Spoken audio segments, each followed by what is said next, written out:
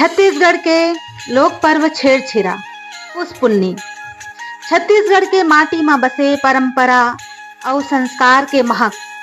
पुस महीना के पुन्नी तिथि में आथे छेरछेरा तिहार के चहक।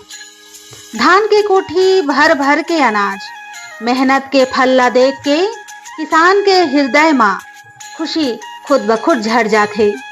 छेरछेरा कोठी के धान ला हेरते हेरा, ये बोली सिर्फ मांग नहीं है, ये तो दान दया और सामाजिक एकता के पहचान आए। पुस पुन्नी के दिन गांव-गांव में रौनक छा जाथे। लइकन बच्चन जवान सियान टोलिया बना के घर घर जाथे। कोई देथे चाउर, कोई देथे धान, कोई सिक्का दे के कहथे ले बेटा बढ़ा ले अपन मान। ये तिहार सिखाते हमन ला बांट के जीना, संग चलना।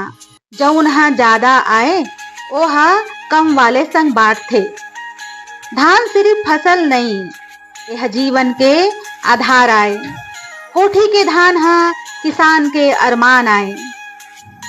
2026 में 3 जनवरी के दिन पुस पुन्नी संग छेरछेरा फिर लेके आही संस्कार के उजास के सवेरा।